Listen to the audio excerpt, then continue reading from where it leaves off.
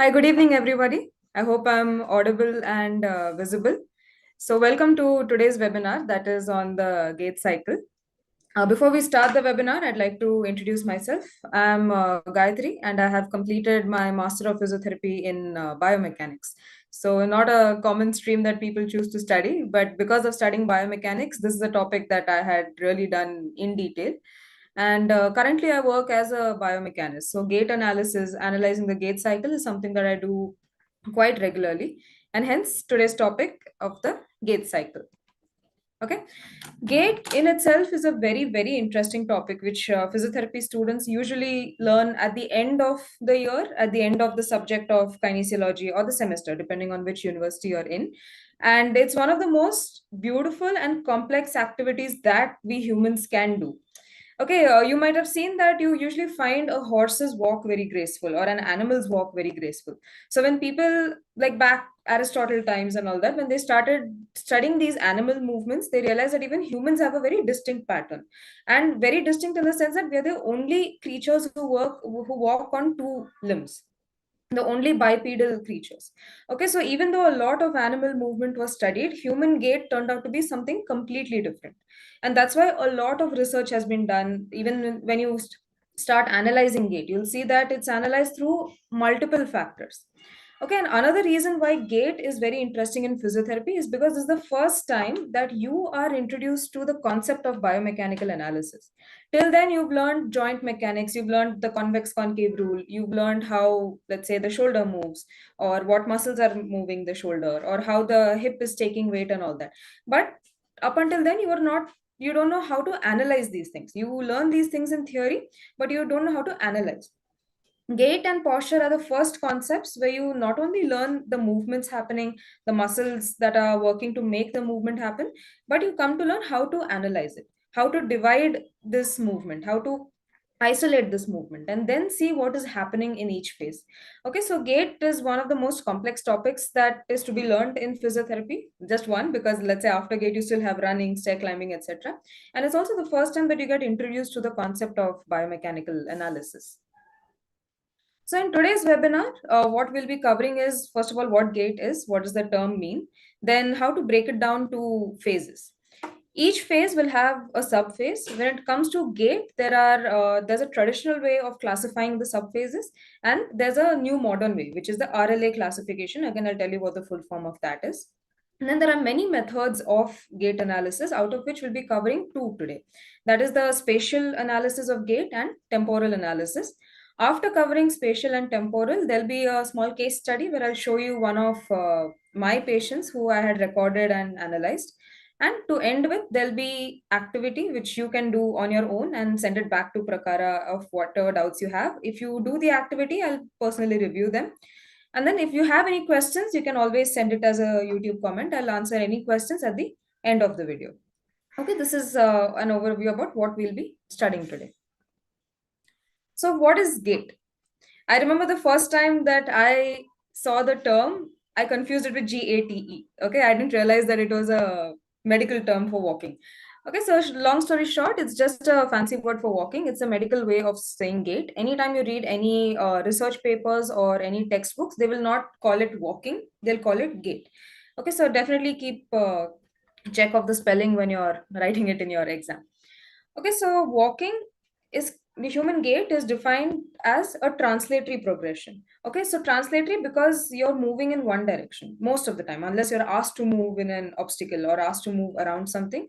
So human gait will start from one point and continue straight till the person decides to stop or change direction. Okay, so the first aspect of it is a translatory movement of the whole body. So you're moving your whole body from one point to other. It's not like your legs are doing something else and your arms are doing something else. Okay, so the whole body is moving from point A to point B, and this is all in coordination.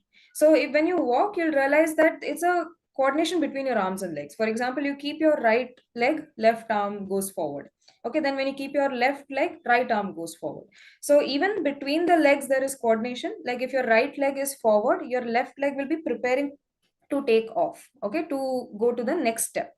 Similarly, in the arms also, the trunk also rotates. So this whole coordination between the legs with each other, then with the trunk and with the upper body is a very rhythmic movement. Okay, so overall, the definition of gait can be classified as a translatory movement of the body, of the whole body, which is comprised of rotatory segments. Why rotatory? Is because any movement of the joint will have some amount of rotation in it. This is something that you would have learned in the basics of biomechanics. What is linear motion? What is angular motion? What is curvilinear motion? So therefore, you'll know that none of the joints actually move purely linear or purely angular. It is always a mix of both. So only when these joints rotate over each other can the smooth progression of gait happen. And therefore, this term rhythmic, it is not a one cycle. You don't take one step from your right, one step from your left and stop. Okay, so as long as you're walking, it's a continuous movement of right, left, right, left. Okay, so that's what make gait a rhythmic movement, and that's why we'll be studying everything that we study. Why is it that the phase is happening that way? What causes fatigue? What are the requirements to be able to carry out these rhythmic movements? Okay, so the first thing that we'll start is what is one gait cycle. Because it's a rhythmic movement, we have to define where the rhythm stops and ends and when the next rhythm is starting. So as you can see here, the one gait cycle will start from the point where you keep your foot on the ground. That is the start of one gait cycle. After that, when the same foot leaves the ground till it places itself on the ground again, is the completion of one gait cycle. So if you can see the screen here, if you can see this initial contact phase, that is the first point of contact of the foot. Okay, then the foot goes flat, then the other leg lifts up, and then here the foot is lifting up. Then here it is almost off the ground, and then the gray foot lifts off the ground, and then it comes back to the initial contact. So all of this makes one gait cycle. This is where you know that the right legs, if you're assuming this gray limb to be the right leg, this would complete one gait cycle of the right leg. Similarly, when the left starts, so left is starting around here. Okay, if you have assumed the gray to be right leg, the left is starting from here. So from here, if it completes all of these phases and comes back to this point, it is one gait cycle of the left leg. Okay, when you're analyzing gait, it's always necessary to have a reference limb. So if you're looking at the any pathology of the right limb, you have to compare it with the otherwise normal left limb, for example. Okay, so whenever you're talking about gait, always talk about which limb you're referring to, because gait cycle can look very different in both the limbs in case someone is having any pathology. You'll see that as I present the case study to you in the end. Okay, so that is about the definition of gait. First of all, it's a medical term for walking.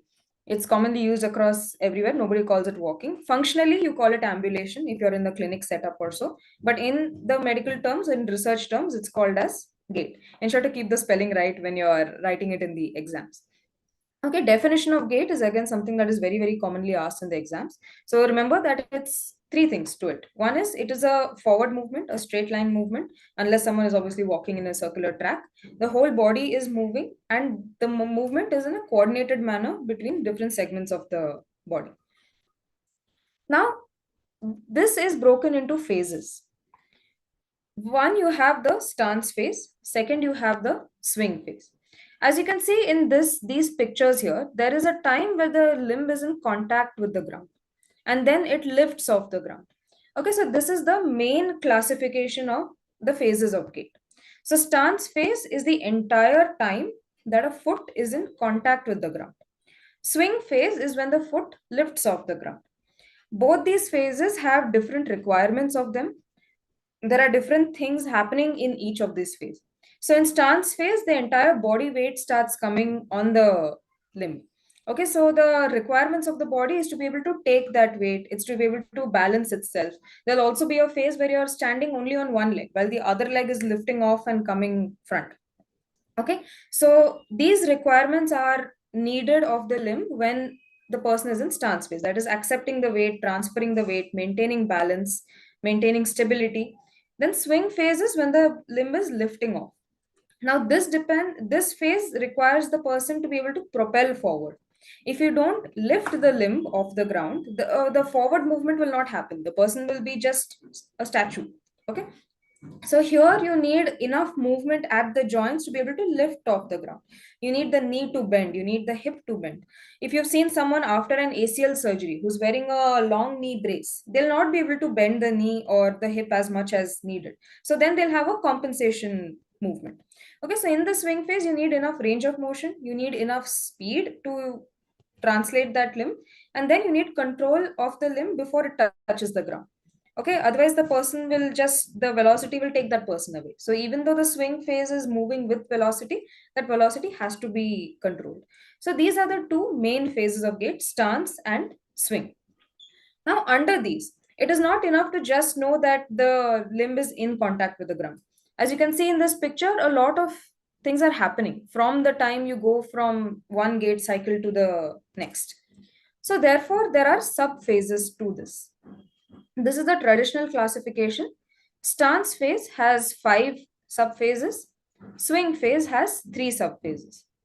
Okay, now if you look at this, it is given that one person will spend more time in stance than swing. So if you have to give a time to it, just a moment. Yeah. So if you have to give a time to it, the person spends about 60% of the time in the stance phase. Okay, so that means that if I'm making a person walk for 100 seconds, that is close to 1.5 minutes. The person will be in stance phase for around 60 seconds. Okay, swing phase will take about 40% of the gait cycle. Okay, so it's a shorter time, it's a shorter phase than the stance. Okay, so again, if you take this 100-second example, the swing phase will take about 40 seconds.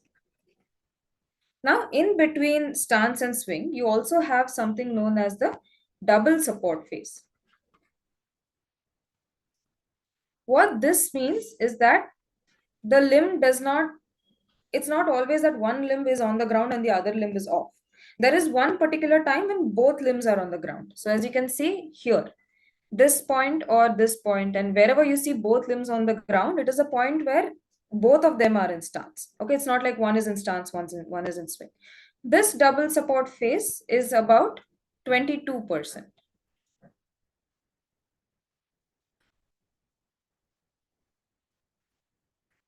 Okay, so within that 60% and 40%, one part of it is 22% where you have a combined stance. You need to know this because of certain pathologies. If someone is having lower limb pain, for example, if someone is just fresh out of surgery, they will not be able to tolerate the stance phase much. It's because they are not able to tolerate the entire limb's weight coming on that limb. So when you start analyzing the gait, you will see that they are not spending that 60% in stance. They'll spend around 40 or 50. Okay, they'll immediately rush to go to swing phase because the body is not able to tolerate the pain. Sometimes in swing phase, if the person is not able to be steady in stance, the swing will reduce. Okay, the person will not want to stay on one leg much because balance is compromised. If you see the whole concept of balance, that is center of mass and the base of support, the base of support becomes very less when the other limb is swinging. If the person has balance issues, they will want to keep that leg down fast. In that case, you'll see the swing phase reducing. Let's say it will become 20% or 30%. This itself will tell you that there is something deviated in the person's gait without having to actually look further. This is the first point of analysis for you. How much time or how much duration is being spent in the stance and swing? For that, the reference value is the person spends 60% of the entire gait cycle in stance and 40% in swing. And in between all of this, there has to be a 22% of double limb support. Now coming to the sub phases. We are going to take the reference limb here as the one which is highlighted in yellow. Okay. The first subphase of gait, and I'm again repeating, this is the traditional classification. We'll also look at a new classification after completing this. The first phase of gait, when the foot comes in contact with the ground, it is called as a heel strike. As the name suggests, it's because the heel comes in contact with the ground, and this is where the gait cycle starts. After heel strike, the entire person's foot, which is otherwise in dorsiflexion, it goes completely flat on the ground. This phase is called as foot flat. Okay, there is no gap in the foot. It's completely flat. But again, the person's body weight has not shifted yet. It has started to shift. Then it is mid stance. Mid stance is the middle point at out of these five phases. It is the point where the entire body weight is coming onto the right limb. So until foot flat, the body weight was being shared between left and right, and also the body was behind the limb. So if you can see here, the trunk is behind the limb.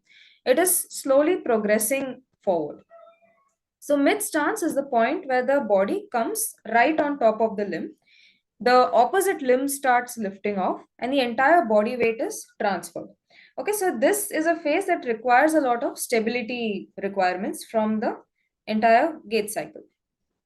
After that, after mid stance, the opposite leg obviously goes into its heel strike, while the reference leg, right now we are considering the highlighted one, the heel starts lifting off. This is the phase where propulsion starts to happen. Till then, it was more about getting the weight on the foot, transferring the weight. Here is when the limb will start to take you forward. And last is toe off. Toe off is a, you would say, a contradictory term. Heel off means that the heel is coming off. Toe off does not mean that the heel is coming off. Toe off means that only the toes are on the ground. Everything else of the lower limb has lifted off. Only toes are on the ground. Okay, so with this is the traditional classification of the subphases of the stance phase. It's pretty self-explanatory. So heel strike means the heel of the foot is coming in contact. Foot flat means the entire foot is going flat. Mid stance is the middle part of these five phases where the weight of the body is being shifted. Heel off is when the heel just starts to rise. Okay, and toe off is when the entire foot has risen and only the toe is on the ground. Now, another significance to these phases is what is happening in each of them. Just a moment. Yeah. So, what is happening at heel strike and foot flat? This is called as weight acceptance phase.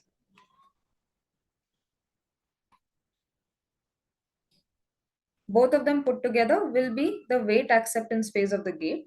This is because when you start putting the foot on the ground, that's the point where the body weight starts coming on the limb.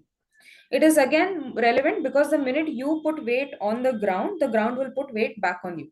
Okay, so this is where you have requirements of the body to be able to take the body weight that you're about to start putting and also to absorb the reaction that's coming from the ground. Here, for example, if person is putting 30 kgs in the downward direction. Okay, let's say the person is weighing 60 kg. About 30 kg has started to go down. The ground will start putting 30 kg back up.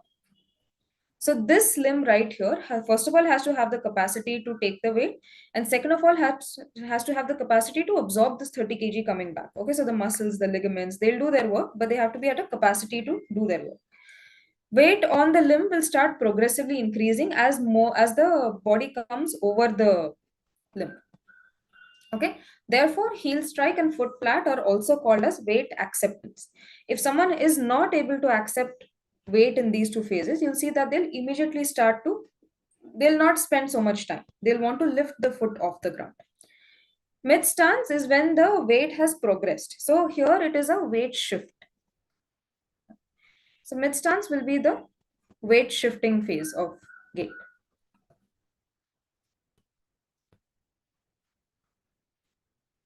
Like I mentioned, this is important because along with bearing the entire weight of the body on one limb, it will also have balance and stability requirements. This is the phase where person has to stand on one limb. So they have to ensure that the pelvis doesn't drop, that they don't lose balance, and they maintain that till the next leg goes to the next double support phase, till the left limb is going to the next heel strike. So that again weight is distributed amongst two limbs. Now, after this, the weight starts shifting to the opposite leg. Yeah. So here you can see that the weight is now going off this leg and it is shifting to the forward leg. So this leg goes into weight acceptance. Whereas here, this is going into propulsive phase, the last two phases. So the requirement out of these phases is to now make the person move forward, because if this leg doesn't move forward, then the person will stay where they are. For this, you need enough contraction of the muscles to push the limb off the ground. So especially you have the calf muscles working here. So only with a contraction of these calf muscles will the foot be lifted and pushed off the ground. Okay, and this will help with propulsion. If someone is not having a strong propulsion, you'll see that their next step that they take will be not so far ahead from their body. So this, one second. Okay, so this distance that the person is able to place the foot, this distance will reduce if this propulsion is not strong enough. Okay, so this is another perspective that you have to see in. Now we saw that stance is about 60% of the gait cycle and swing is about 40%. Now within this 60%, each of these also have a specific amount of time that they spend. So heel strike is usually at 0% of the gait cycle. Then foot flat is between 10 to 20%. Mid stance is obviously the middle of the face, so that will be 30%. Then you go into about 40% at the heel off and 40 to 50. And then finally at 60%, you are at toe off. Okay, so this comes in a little advanced analysis. You need equipment to do this, to see exactly how much time is being spent in each of the phase. Okay, so with this, we conclude the subphases of the traditional classification of the stance phase. Now moving on, we'll go to the swing. This is the phase where the foot is lifting off the ground. We are going to take the limb which is referenced as a light teal, okay, not the dark one. That is again the stance limb. So here in swing phases, you have three phases. First is acceleration, where in the propulsive phase, which I mentioned before, the foot has to now start lifting off. It has to accelerate forward. So the velocity of the joint has to increase to be able to take the limb forward. Mid swing, again self-explanatory, it's the middle part of the swing phase. After the foot has lifted off, the foot is again coming beneath the body. So you can see a similarity between mid stance and mid swing. In mid stance, the body comes over the limb. In mid swing, the limb is coming beneath the body. Okay, both are coming vertically beneath the body. Then deceleration is when now the foot is going in a good velocity, but you need to stop it for the next strike. Because if the person doesn't stop here, then they'll place an excessive forward step. Okay, so here the requirements will be to start slowing down to be able to keep the foot on the ground. Okay, again, the entire swing phase is about 40% of the gait cycle.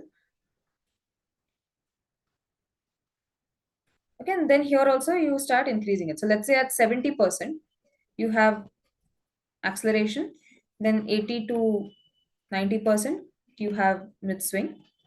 And then finally, at the 100% mark, you have completed deceleration. So these are the traditional names that are given to the different subphases of the gait cycle.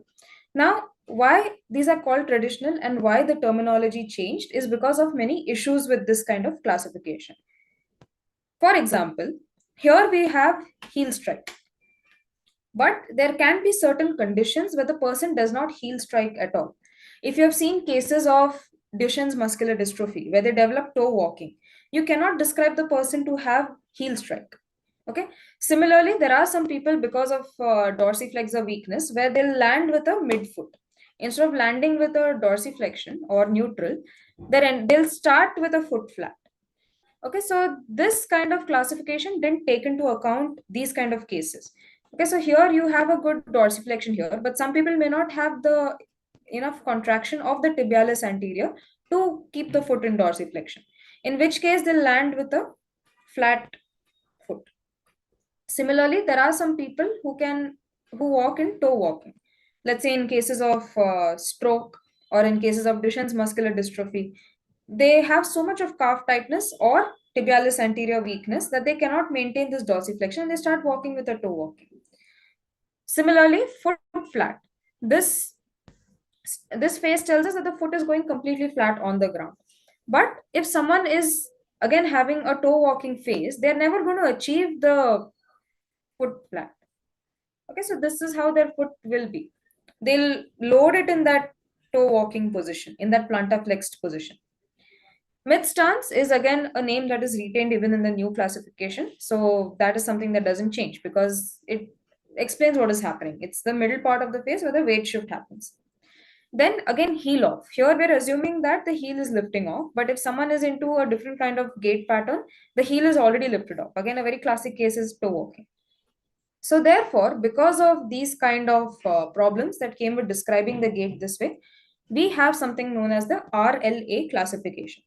The full form of RLA is Rancho's Los Amigos. It is a group of researchers who came up with this. This is again a very common question asked in the exam. That is the RLA classification. Okay. So first of all, this classification eliminated the problems that were arising with describing the gait that I told you before. And second, it also gave a little more insight into what is happening between the phases. Okay, so here it's difficult to say what is happening between heel strike and foot flat. Okay, whether what is a progression to go from heel strike to foot flat. Okay, whereas in the new classification, that it's more clear. Okay, I'll just erase. Just a moment. So in the new classification, heel strike is known as initial contact. Initial contact means that the first point of contact between the foot and the ground. Whether it is toe walking, whether it is mid-foot walking, it gave the first thing. So here heel strike is replaced by the term initial contact.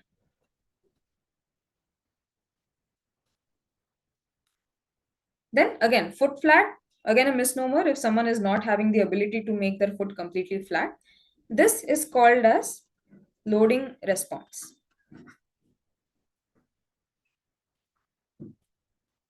Loading response means now the weight has started coming onto the limb and the body has to start taking this load. So how the body responds to the load of the body weight coming on the limb and the ground reaction forces that are going back is the loading response. Again, doesn't matter whether the person is in heel strike or foot flat or in a toe walking, loading response gives that data in spite of how the foot was placed. Mid stance retains its name as mid stance, so that is not something you'll have to additionally learn. Okay, but it is defined as the weight progression. Okay, the weight now starts shifting.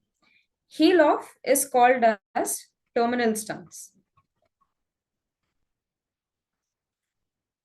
Okay, so this is considered as the last part where the stance is properly on the limb. It's because when you have toe off, you hardly have any weight on the limb to be able to properly classify it under stance phase. So terminal stance is still where the body weight is on the limb. Toe off is where it's hardly anything. Toe off is now called as pre-swing in the RLA classification. That means it is still part of stance phase, not part of swing phase, but the now limb is preparing to swing. So this classification is definitely a little more complicated than the traditional. I still remember that learning the traditional classification was quite easy, and this seemed a little confusing. But as you go into research, this makes more sense. You will find very few research papers that talk in the traditional classification. Therefore, you have to know the RLA classification. Okay, so initial contact is again defined as the first point of contact with the foot of the ground. Doesn't matter if it's heel, toe, or midfoot. Loading response means now the now weight has started to come on that limb and how the body is responding to it. Mid stance, first of all, middle of the stance phase. Second, the weight starts shifting. The weight has completely shifted from one limb to the other. Heel off is terminal stance. Stance is starting to end over here. Okay, the limb will now go into swing, and therefore the next phase is pre-swing. Again, this will follow the same duration, only the names are changing. Then in RLA classification, the swing phase is quite simple. You have initial swing, mid swing, and terminal swing. Here.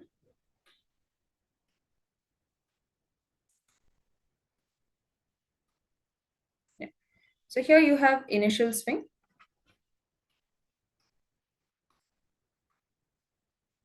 Mid swing again retains its name. So both mid stance and mid swing will retain their names. They will not change much. And then if like terminal stance, here you have terminal swing, indicating that the swing phase is about to come to an end. Okay, so with this, we have till now we've completed gait definition. The main phases, which are stance and swing, don't confuse the phases with subphases. The main two phases are the stance phase and the swing phase. Stance phase is the entire limb in contact with the ground. Swing phase is the entire limb off the ground. Then you have 5 phases, subphases under stance phase and 3 subphases under swing phase. I just gave you a brief summary of what is expected out of all these phases and why it is important. Okay, so weight acceptance, weight shift, and propulsion. Then you looked at the RLA classification, which makes a little more sense when it comes to analyzing and writing about gait, because people can have various gait. Even a able-bodied person may not always have heel strike. That person may have midfoot strike, which is completely normal if there's no other pathology.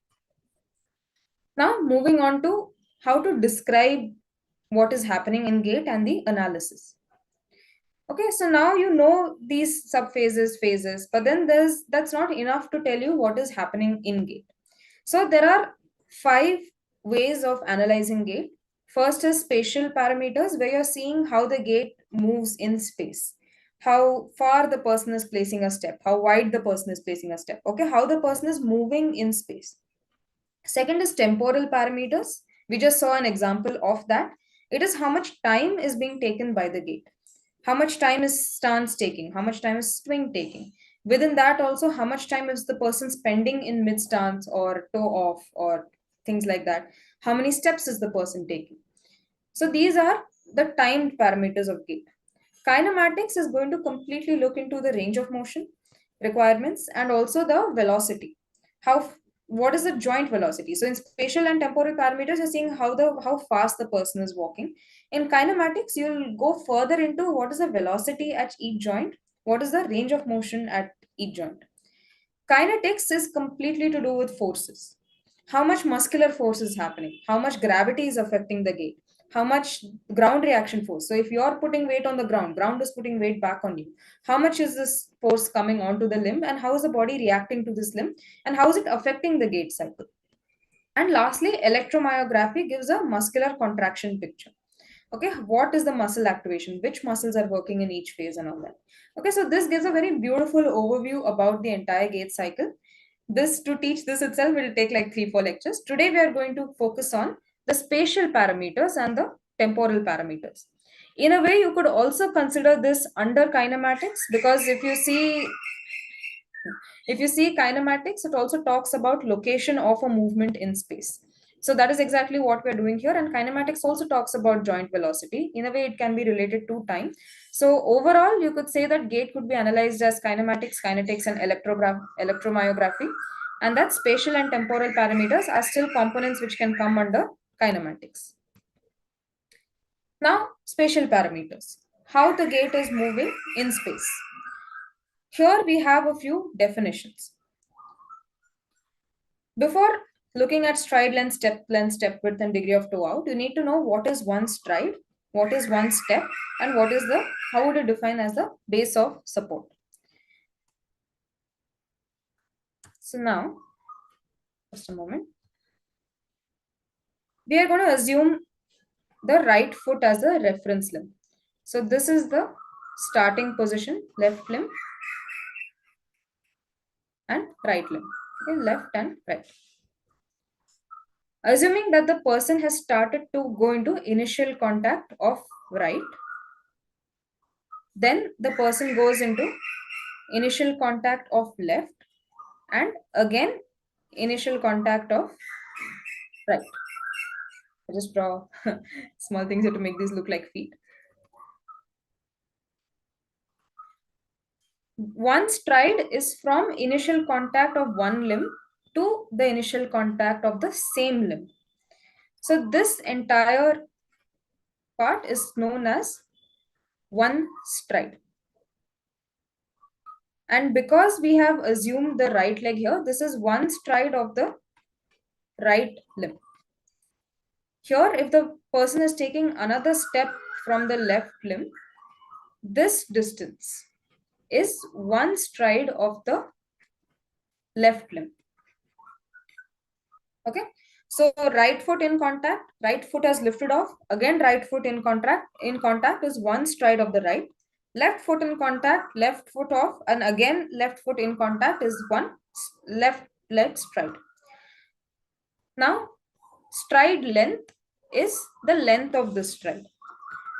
So what you have to do is, if you have the gait cycle of a person recorded, you have to measure this stride from the midpoint of the heel when the person has first taken a step.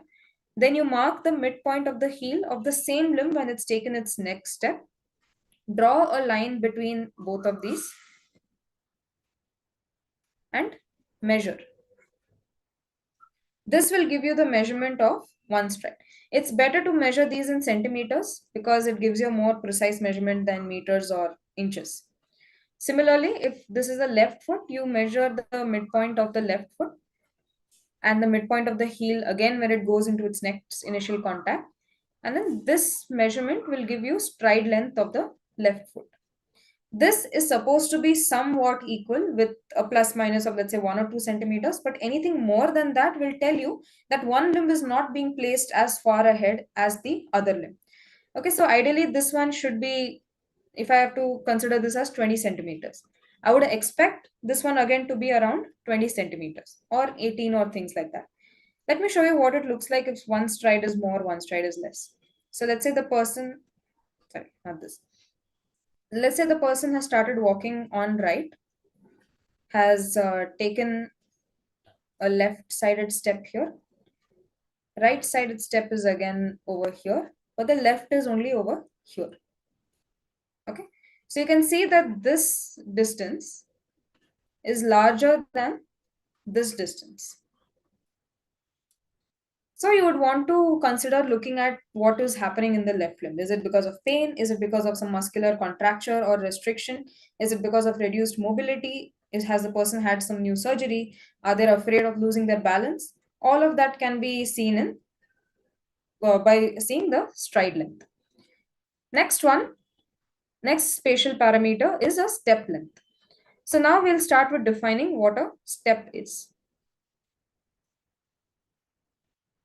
I'll just remove all of these.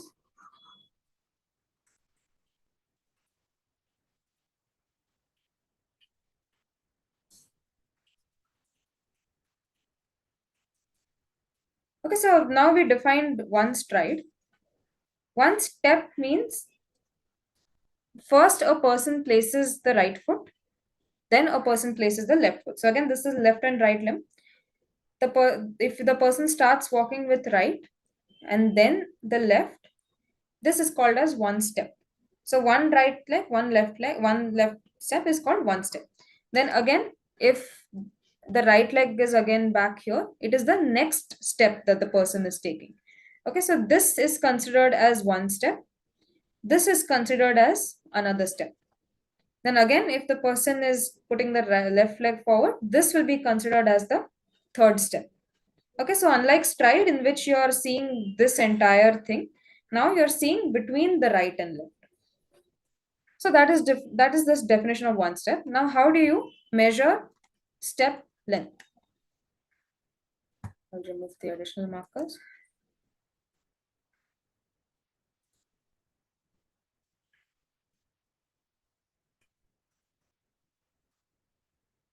Okay, so this is one step that has started from the, we are assuming has started from the right. Again, if you have the video of someone, you have to measure the midpoint of the heel of the right, then the midpoint of the heel of the left. Drop a line straight down from this and then draw a line here. Okay, these two should be straight. Obviously, I don't have a ruler right now, so it is crooked. But you make an intersection between these two lines. From this point, now you measure this length. This will give you the measurement of one step length. Okay, you obviously have to do a repeat measurement with the next limb to see a comparison whether the person is having differences. I'll change the color here.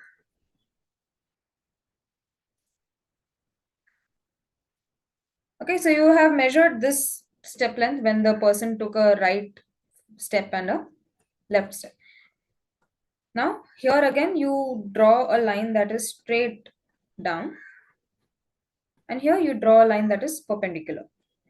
This will give you the distance of the next step that the person has taken. Okay. Again, having this will tell you whether the person is having one step longer, one step shorter. Again, that gives you data of whether there's pain, is there an injury, is there a surgery, is there some restriction because of some external device that the person is wearing, and so on. Okay, so we have completed stride length and step length. This is again how the gait is moving in space. Next is step width, or it's also called as a walking base. So this concept comes from base of support. So base of support is how much area is being covered by the foot. Okay, so if you have the feet next to each other, the entire area, so this is the area that is covered by the feet. So this area is known as base of support. If someone is standing with a wider stance, let's say a hip width or shoulder width stance, this entire area is the base of support. Okay, so therefore in walking base, this is what we are going to see.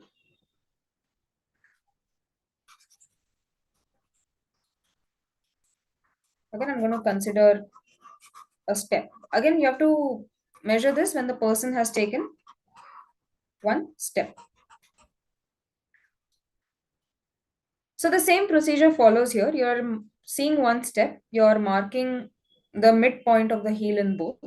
Again, you have to draw one line that goes like this, one line that goes down. Earlier, you saw that we measured this distance. Now, for walking base, you measure this distance. Okay, so this is called as the step width. How wide the person is placing their feet.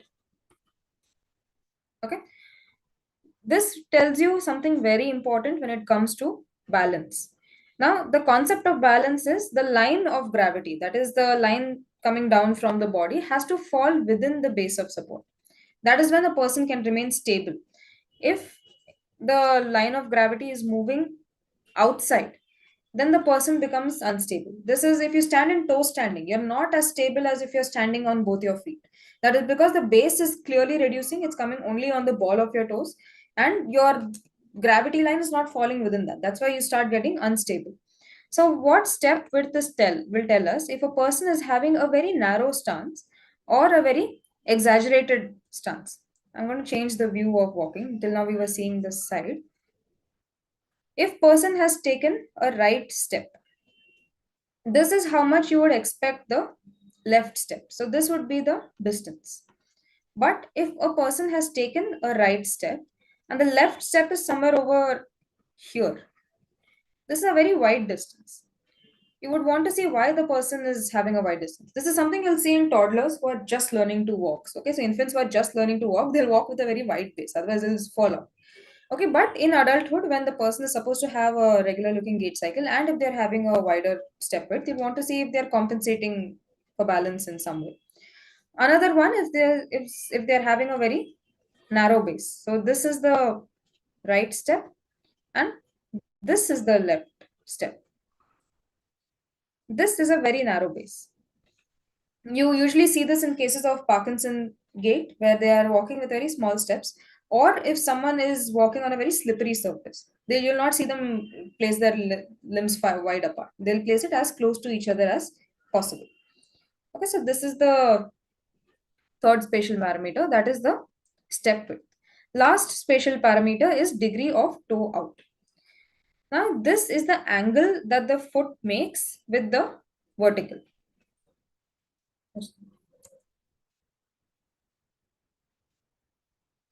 Yeah.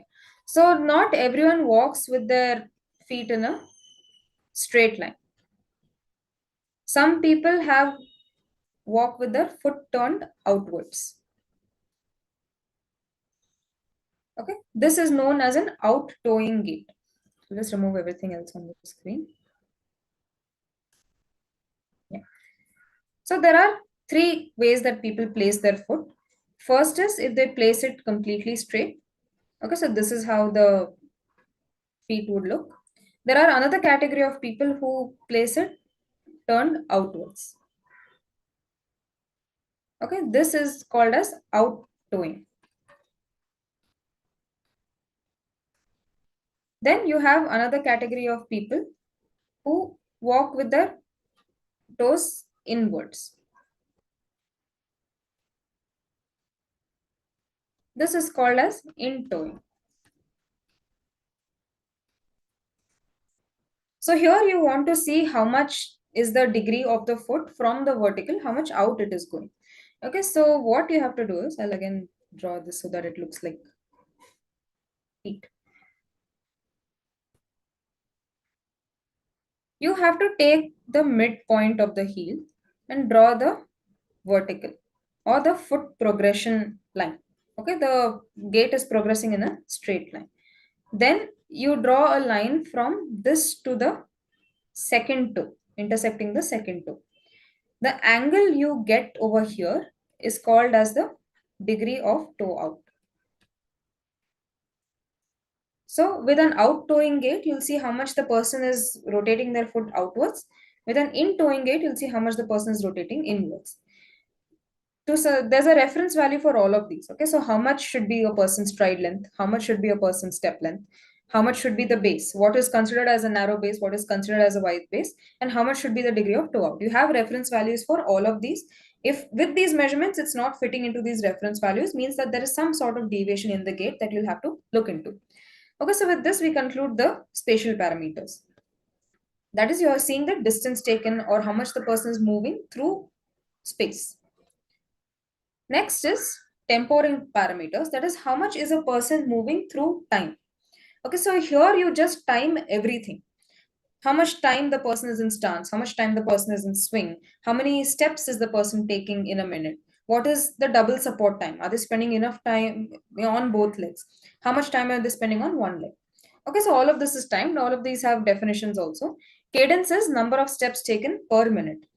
This you can track if you are making someone walk and counting their steps, or if you take a video of a treadmill gait, you have to count the number of steps taken per minute. So step is one right, one left.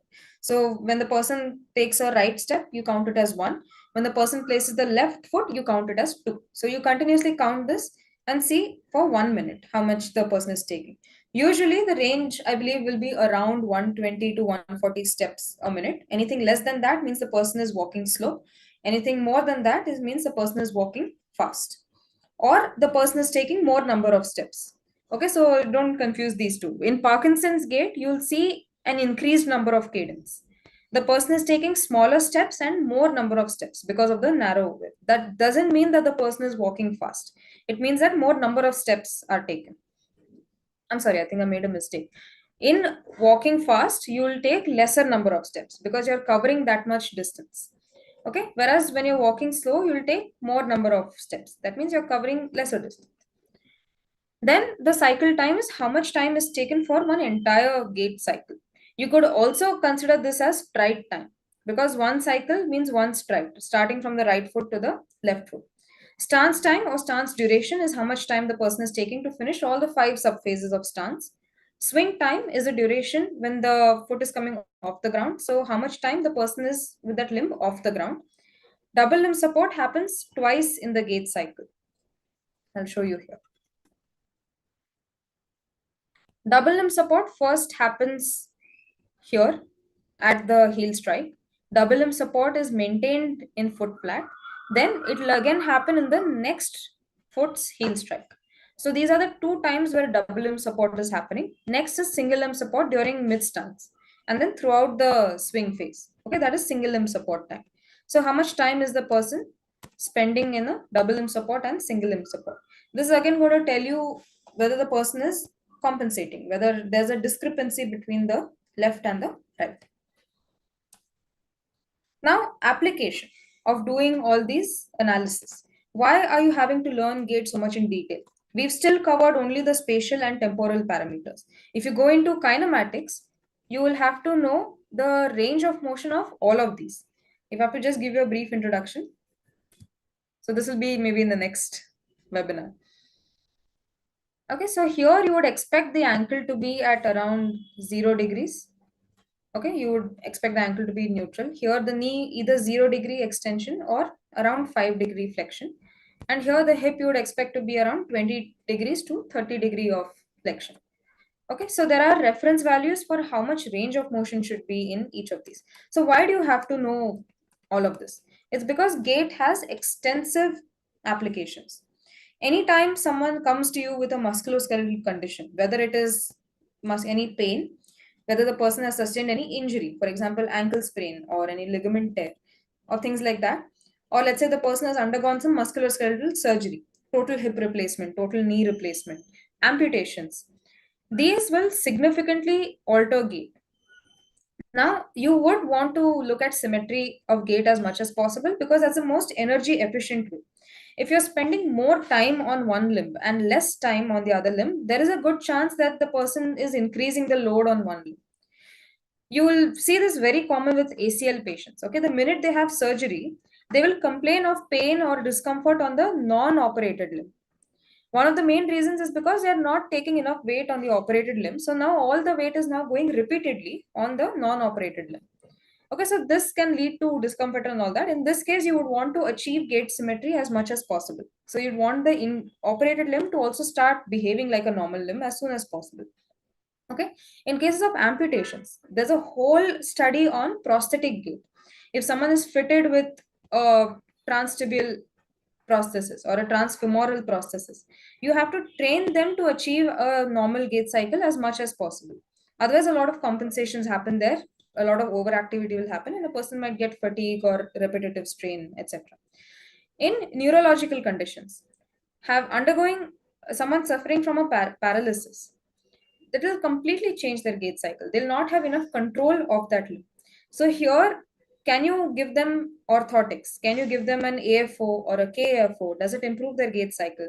Can you give them a cane or a walker or a crutch to ensure that they are not losing balance, to ensure that they are able to at least functionally. In neurological conditions, depending on the severity, you may or may not achieve a completely normal gait cycle, but you would want their gait to be as functional as possible. They should at least be able to walk.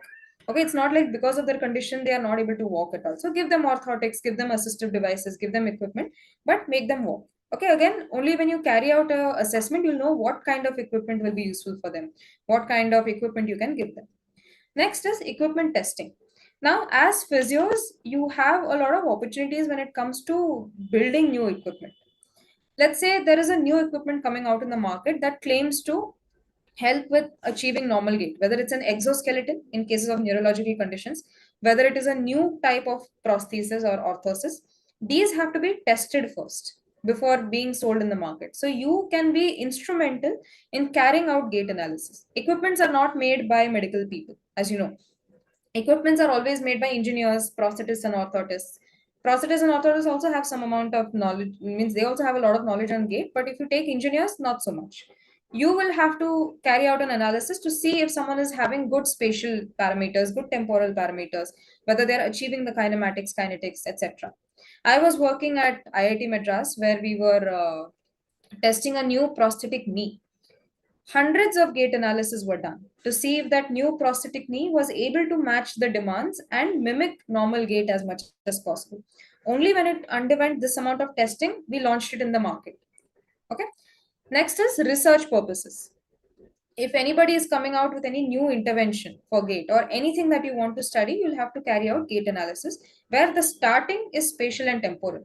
You'll not be able to go into kinematic and kinetic analysis without understanding this very basic thing. So these are the basics. Only after knowing this, you can go further to kinematics and kinetics. So therefore, it is important to know the gait cycle, to know the phases, subphases, what is happening in each phase and subphase, and so on. Okay, after this, I'd like to show you one case study of one of my patients. Just a moment.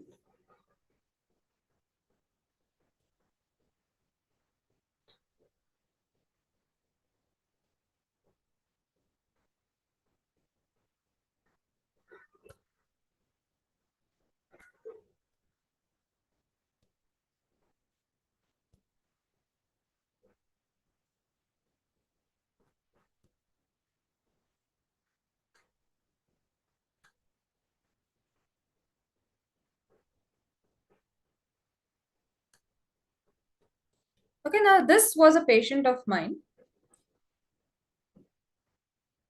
He underwent left-sided total hip replacement. Okay, so this limb here is the left limb and the other limb is the right one. So we are viewing the gait from the left side. Okay, so this is the person taking one step on the left and one step on the right.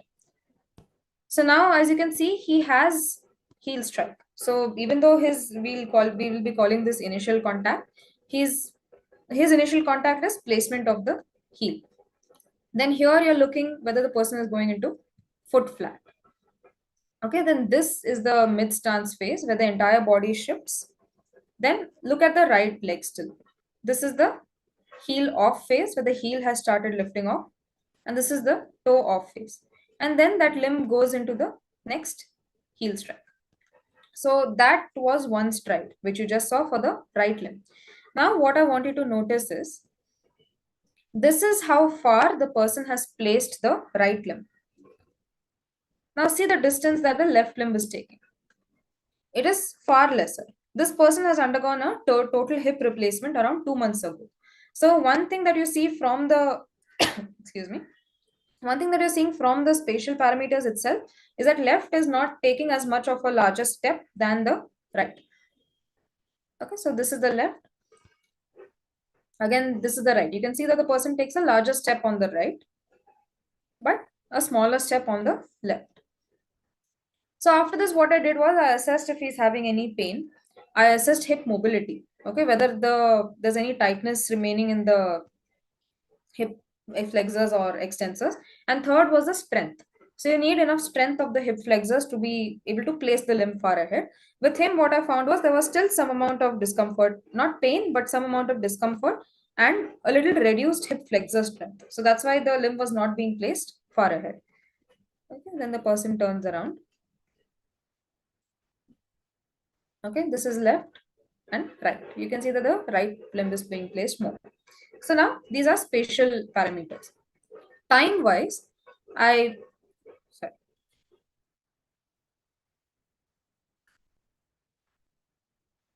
Yeah, time wise, I'll not be able to show you properly over here, but you can see that the person spends more time on the right than the left. Okay, if you could, I'll just play this as it is. More time is being spent on the right than the left. This was a side view for spatial parameters. Here you can see that the step width is increased. So the limbs are being placed a little apart. So we would expect a little narrower step width than this, but this person is placing the step width a little more. Okay, you can appreciate it more from the posterior view. This is the distance between both the feet. You usually don't see so much of a distance. Last is the degree of toe out.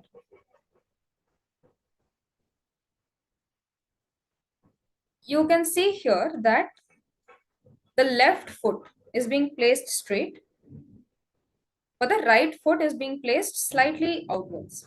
So this is something that will have to be measured and seeing why there's a discrepancy. It's completely normal also. You wouldn't expect someone to have a perfect symmetry because humans are not designed for that.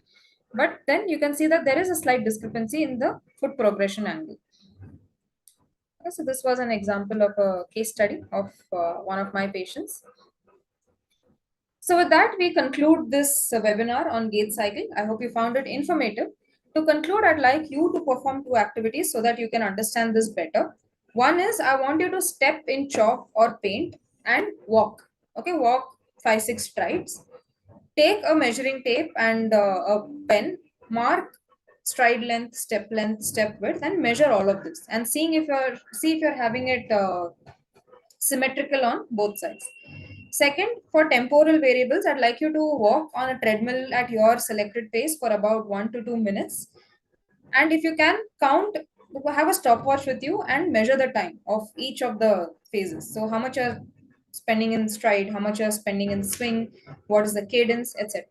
If you do these two activities, you'll be able to understand this better.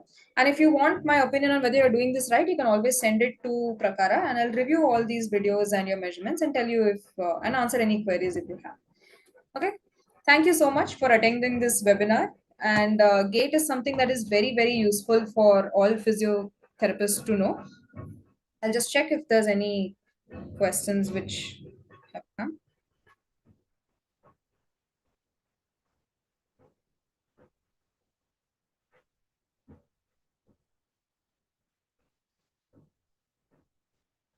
Okay. So that's about it. Thank you so much for your time. If you have any questions, you can leave it in the YouTube comments. I'll definitely see it later. And hope this was useful. As physiotherapists, GATE is a very, very important topic for you. And if you have any further queries, I'm always available. Okay. Thank you.